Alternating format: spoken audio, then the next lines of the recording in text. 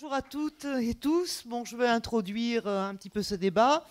Tout le monde connaît Éric Coquerel, je n'ai pas besoin de le présenter, député de la France Insoumise et président de la commission des finances de l'Assemblée nationale. Alors, il est au cœur des discussions sur ce budget qui est le plus austère depuis 25 ans. C'est un budget qui est plus austère que le budget Barnier, qui aurait dû naturellement aboutir à la chute du gouvernement Bayrou. Avant de passer la parole à Éric, alors pour le déroulé de cette conférence, nous allons examiner un fait marquant depuis 12 ans, c'est la réduction politique, la réduction systématique des finances qui sont accordées aux collectivités locales, qui sera détaillée par Hélène. À la suite de quoi j'interviendrai, je reprendrai la parole pour vous exposer le montant des baisses de dotation que subit la commune d'Aix-en-Provence. Avant peut-être de passer la parole à Hélène, bon, il convient quand même de rappeler que nous sommes dans une situation de déni démocratique et aussi de mensonge d'État. Je vous rappelle naturellement qu'à l'issue des élections législatives, le président de la République n'a pas voulu désigner un Premier ministre issu du nouveau Front populaire. On a un budget qui a été adopté après 5 motions de censure, la première motion de censure, après la déclaration de politique générale de Bayrou, et après 4 motions de censure qui a abouti à l'adoption par le 49.3 d'un budget, un des budgets les plus austères depuis 25 ans. Je mets entre parenthèses la vraie fausse motion de censure déposée par le Parti socialiste suite aux propos de M. Bayrou sur l'immigration. Malheureusement, comme vous le savez tous, le Parti socialiste n'a pas voté ces motions de censure. La deuxième observation que je voulais faire, c'est un petit peu ce mensonge d'État et ses conséquences sur la politique française. Parce que, en fait, on nous a seriné qu'il était urgent d'adopter un budget. Argument qui a servi pour faire passer ce budget par le 49.3, alors qu'on aurait pu reconduire provisoirement le budget 2024 pour pouvoir avoir une véritable discussion sur le budget. On nous a prédit naturellement toutes les catastrophes, des fonctionnaires qui n'allaient plus être payés. Et je crois que tout ça génère quand même une inquiétude qui fait encore une fois le jeu du Rassemblement national. Car je vois, moi, quand on distribue, quand on détrate, quand on parle avec les gens, le budget de l'État, il assimile à leur propre budget. Alors quand on gagne 1 500 € par mois et qu'on a un gros découvert, on ne peut pas chercher de recettes. Mais ce n'est pas le cas de l'État. Donc sans plus tarder, je passe donc la parole à Hélène qui va nous exposer le hold-up dont font l'objet les collectivités territoriales, et ce depuis 12 ans, étant rappelé quand même que cette loi, elle aggrave la situation des communes, et également quand il y a eu l'annonce du déficit, le gouvernement a voulu faire croire que ce déficit était en partie dû aux collectivités territoriales, alors que vous savez que les collectivités territoriales voient leur dotation baisser depuis 12 ans et qu'elles sont tenues d'avoir un budget à l'équilibre. C'est-à-dire qu'il ne peut pas y avoir plus de dépenses que de recettes. Un mensonge de plus. Voilà, Hélène, à toi la parole.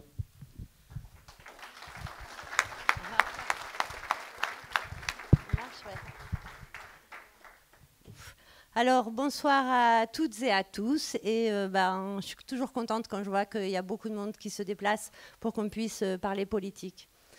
Je suis très, très honorée d'être à côté, à cette tribune de Claudie, qui, en tant que conseillère d'opposition ici à Aix-en-Provence, se bat contre Sophie Joissan, c'est la même famille, lapsus.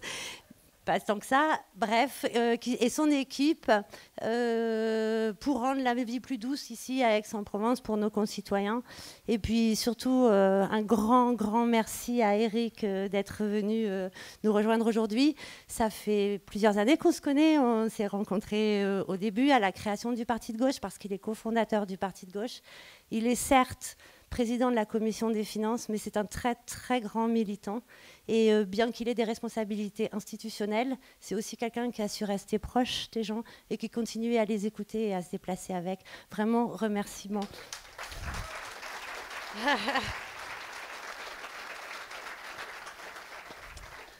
Bon, rassurez-vous, je vais effectivement parler des collectivités territoriales et du hold-up de l'État sur le budget des collectivités territoriales, mais je ne vais pas vous faire un cours d'économie. Là n'est pas la question. Nous sommes tous ici des gens qui allons voter, qui avons un sens critique, un regard critique sur beaucoup de choses, et nous n'avons pas besoin d'avoir 5 ou 6 ans ou 10 ans ou 20 ans d'économie derrière nous pour pouvoir regarder un budget.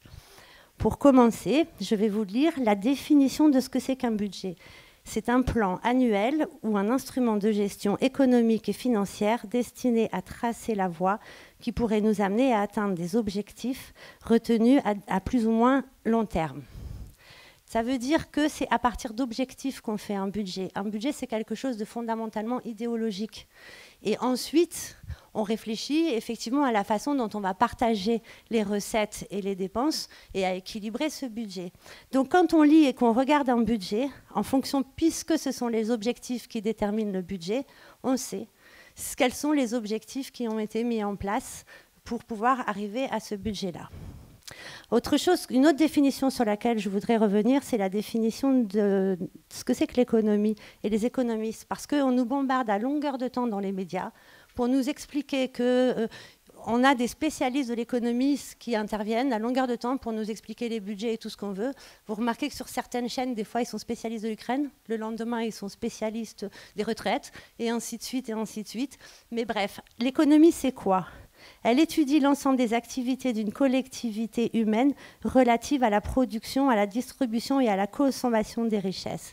C'est-à-dire que l'économiste, par définition, contrairement aux politiques et contrairement aux pseudo-économistes qu'on voit à la télévision nous raconter les contenus d'un budget, l'économiste, il réfléchit aux interactions, il ne donne pas d'objectifs. Or, à chaque fois, pour la plupart du temps qu'on entend des pseudo-économistes à la télévision, ils nous expliquent ce que doit être un budget, et un budget serait, par nature, parfait, selon finalement leurs propres objectifs, sans jamais nous préciser que c'est leur propre objectif. Bon, alors, maintenant qu'on a vu ça, on sait que donc il y a le budget de l'État et ensuite il y a les collectivités territoriales. Et c'est l'État qui reverse en partie aux collectivités territoriales un certain nombre, de l'argent pour le fonctionnement. Ce dont on s'est rendu compte, le Parti de gauche, depuis 2012, s'est intéressé à la question. Et donc, je remets mes lunettes. Ce dont on s'est rendu compte, c'est que les non-compensations des compétences dévolues aux collectivités territoriales. Je vais préciser. Les collectivités territoriales se sont vues depuis un certain nombre d'années attribuer des nouvelles compétences, notamment la question écologique, et c'est bien normal, le dérèglement écologique climatique nous intéresse. La question du social, par exemple sur les départements, où on a vu le RMI qui était avant national devenir RSA et qui est donc une compétence du département.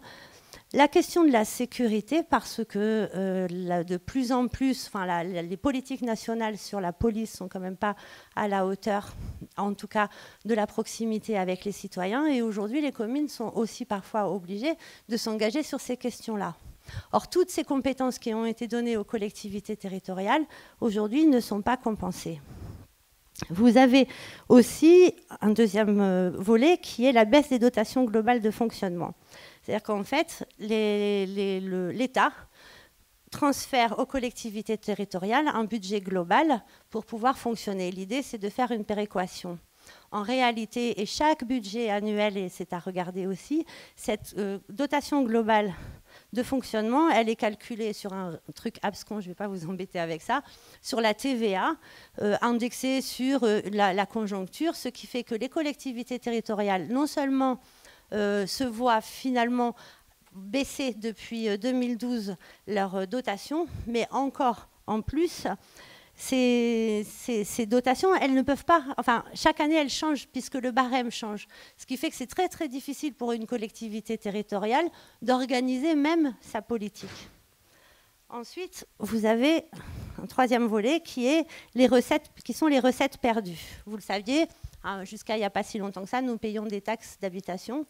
Et ces taxes d'habitation étaient dévolues à chaque commune et qui pouvait donc l'utiliser et finalement en faire ce qu'elle voulait. Et elle avait même le pouvoir de jouer sur le taux.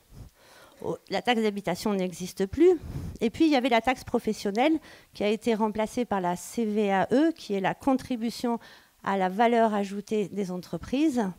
Et cette contribution, pareil, n'est pas à la hauteur exactement des taxes professionnelles, puisque les taux peuvent varier. Et qui plus est, elle n'est pas indexée sur l'inflation. Or, vous n'êtes pas sans savoir que depuis un certain nombre d'années, nous subissons l'inflation. L'AMF, ce n'est pas la France insoumise, ce n'est pas la gauche, considère qu'en 2023, les communes ont perdu 650 millions d'euros sur ce budget qui leur est alloué pour répondre et finalement remplacer un peu ce sur quoi l'État se désengage. Enfin, depuis... Vous avez autre chose, c'est les surcoûts des dépenses de fonctionnement. Ça, c'est le dernier volet qui plombe aujourd'hui beaucoup les collectivités territoriales. Dans les dépenses de fonctionnement, vous avez des décisions parfois qui sont plutôt bien, l'augmentation, la réindexation des salaires de la fonction publique, par exemple. Mais bon, c'est quand même pareil, une somme d'argent à intégrer dans les budgets. Et puis, vous avez surtout le coût de l'énergie. Certaines collectivités, se sont retrouvées avec plus de 350% d'augmentation sur leur budget énergétique, ce qui fait quand même très, très lourd. Bref. Depuis 2012, le parti de gauche s'est intéressé à cette question-là et ce qu'on appelle le hold-up de l'État sur les finances des collectivités territoriales. Donc, je ne vais pas redétailler tout ce que je vous ai dit. La non-compensation des nouvelles compétences dévolues aux collectivités territoriales, 180 milliards d'euros depuis 12 ans en cumulé. Baisse des dotations globales de fonctionnement, 30 milliards d'euros. Non-compensation des recettes perdues, 30 milliards d'euros. Et le surcoût de fonctionnement, 10 milliards d'euros. Alors, je pourrais détailler plus, mais vous avez à l'entrée ce document qui le calcule exactement. Et ce qui fait que nous sommes à 250 milliards d'euros en cumulé qui ont été transférés de fait, pas sur un transfert direct, mais bien sur plusieurs leviers, des collectivités territoriales à l'État. Donc, c'est ce hold-up, en fait, il faut quand même avoir bien conscience d'une chose, c'est que ça répond à une politique libérale qu'on subit depuis des années et des années, qui tente à réduire la part de solidarité, donc des services publics, au profit du libéral et du capital, en tout cas du privé. Et c'est pour ça que c'est très important, je tiens à le redire ici, bien sûr je suis une militante politique, mais c'est très important de voter et de voter en cohérence. Parce qu'à chaque échelon, on se rend bien compte de ce qui se passe. Ces budgets contraints des collectivités territoriales ne les dédouanent pas de leur choix politique. Et là, je pense que Claudie Hubert va pouvoir nous expliquer comment ici, à Aix-en-Provence, finalement, ces contraintes sur les budgets ne sont pas si contre la politique qui est menée par Sophie Joissains. Merci.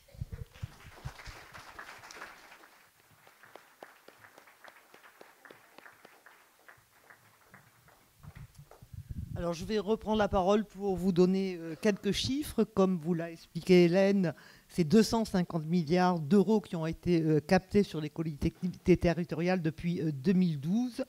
Environ 30 milliards d'euros correspondent à la baisse des dotations générales de fonctionnement versées à l'État par les communes. Alors, ce qui est intéressant, c'est sur Aix-en-Provence, en 2012, qui est l'année de référence, cette dotation s'est élevée à 24 millions d'euros. Si cette dotation n'avait pas baissé, qu'elle avait été réévaluée chaque année pour tenir compte de l'inflation et de l'accroissement de la population, elle aurait dû atteindre 25 millions d'euros en 2024. Et qu'est-ce qu'a perçu la ville d'Aix-en-Provence? C'est 10 millions d'euros uniquement pour cette dotation générale de fonctionnement. La baisse de dotation générale de fonctionnement entre 2012 et 2014 s'élève pour la seule ville d'Aix-en-Provence à 133 millions d'euros qui ont donc été soustraits au budget de la ville. Et si on veut avoir une idée, on voit que ça fait 6% du budget de fonctionnement hors investissement de la ville d'Aix-en-Provence. Donc une baisse de dotation dont la mairie se plaint naturellement régulièrement. Il n'en demeure pas moins que je ne vais pas ici faire l'éloge du budget. Hein. Le budget reflète une politique, et en l'espèce une politique municipale. Et finalement, en réfléchissant à cette conférence, je me dis qu'à Aix-en-Provence, on a un petit peu la même façon libérale d'organiser ce budget. Car, comme vous le savez tous, la mairie d'Aix-en-Provence, depuis des années, Marie Joissin, sa fille, disent qu'ils gèrent la ville en bons pères de famille. C'est leur argument. Et ils tirent, et ils se vantent, ils s'en sont encore vantés dans le dernier budget qui a été voté le 7 février. Ils se vantent de dire à Aix-en-Provence, il n'y a pas de hausse d'impôts. Donc la ville d'Aix-en-Provence fait le choix de ne pas augmenter les impôts dont elle a la maîtrise, les taxes sur les logements, les taxes sur les résidences secondaires et les taxes foncières. Mais cette absence d'imposition fait que finalement, les charges vont être réparties de façon injuste et inégalitaire sur les citoyens. Et quand on voit le budget 2024, qu'est-ce qu'on voit? Eh bien que pour naturellement faire face à des dépenses, on va augmenter l'accès aux services publics. On va augmenter les coûts de stationnement qui augmentent entre 2024 et 2025 d'une façon faramineuse. On va augmenter le coût des salles municipales. Et je profite pour faire un aparté. Il faut savoir qu'à Aix-en-Provence, les formations politiques n'ont droit qu'à une salle municipale. C'est cette salle. On ne peut pas faire de réunions dans les quartiers, à d'autres endroits de la ville, ce qui est quand même une atteinte à la démocratie. La ville d'Aix-en-Provence, qu'est-ce qu'elle fait? Elle va aussi systématiquement faire des délégations de services publics, notamment pour la petite enfance, et elle va vendre notre patrimoine régulièrement. On se débarrasse de tous les hôtels, tous les monuments historiques d'Aix-en-Provence, et la ville d'Aix-en-Provence n'hésite pas chaque année à finalement trouver des revenus de cette vente. Alors, je voulais aussi vous donner Donc, ce budget, en fait, c'est un budget, finalement, c'est la même idéologie que le budget national. Je vais vous donner quelques exemples des incidences de ces baisses de dotation sur un budget, le budget tel qu'il existe actuellement. Je reviens sur la DSP de la petite enfance, qui est quand même un problème sur lequel moi j'interviens, également mes collègues au conseil municipal. La petite enfance fait l'objet d'une délégation de service public à une association qui s'appelle les Petits Chaperons Rouges, c'est-à-dire que finalement, on délègue un service public à du privé, à des gens qui font du profit. Et on voit les problématiques des Petits Chaperons Rouges qui ont abouti à des grèves de personnel, manque de personnel, à Aix-en-Provence et dans beaucoup d'autres villes. Cette DSP, elle est d'environ 3,2 millions d'euros de dépenses pour la mairie d'Aix-en-Provence, et l'offre est nettement insuffisante. Et il y avait des études, au travers des documents, on voyait que les familles monoparentales, par exemple, qui sont très nombreuses à Aix-en-Provence, ne sont accueillies qu'entre 0 et 5% dans ces crèches, et qu'il y a un manque de diversité. On voit qu'à 61% des familles qui gagnent au moins 3 fois le SMIC qui ont accès à ces crèches. Donc cette délégation de services publics, la santé, la petite enfance, ce n'est pas des choses qui se délèguent, ça ne peut pas être l'objet de profit. Et naturellement, si nous gérions cette ville, une des premières choses, ça serait, même avec le budget actuel, avec la baisse de dotation, ça serait de mettre fin à cette DSP. Et en plus, si on avait 15 millions de DFF supplémentaires. Après, autre choix politique, vous voyez que la masse salariale à Aix-en-Provence dans le secteur de la santé et l'action sociale est de 2%. On voit que le budget du CCAS s'est élevé à 5 millions d'euros, mais identique à 2024. Le CCAS est tout ce qui gère les difficultés des citoyens, etc. Alors qu'on assiste à une paupérisation de la population, on a un budget constant et pas d'aide. On voit également qu'une baisse des subventions aux associations. Par exemple, on voit le secteur jeunesse. Alors, globalement, il y a une baisse des subventions entre 2024 et 2025 qui sont de 1,5 million d'euros. Les associations qui œuvrent dans le secteur jeunes et vie étudiante percevront en 2025 270 000 euros, alors que je vous rappelle qu'à Aix, on connaît vraiment des problèmes. Les étudiants n'ont pas de logement. C'est une ville vraiment catastrophique. Les étudiants souvent n'ont pas accès à des repas. Donc vraiment l'urgence, ça serait de prendre en charge cette population étudiante. On voit une subvention à la Croix-Rouge de 159 000 euros et qui est identique depuis plusieurs années. Les subventions aussi dans le cadre de la politique de la ville qui concerne les quartiers prioritaires d'Aix-en-Provence n'est que de 250 000 euros. Donc ce budget, il reflète des choix politiques. Il est évident que même si cette dotation était maintenue, la ville d'Aix-en-Provence, je pense, maintiendrait cette politique, ce qui ne serait pas notre cas. Mais c'est vrai qu'on voit quand même l'impact que peuvent avoir ces baisses de dotation dans les municipalités. Et notamment, il apparaît que la loi de finances qui a été votée aggrave encore la situation des communes. Et je pense qu'Éric Coquerel, dans son intervention, va nous le rappeler. Donc voilà, c'est quelques mots que je voulais dire et je passe la parole à Éric Coquerel.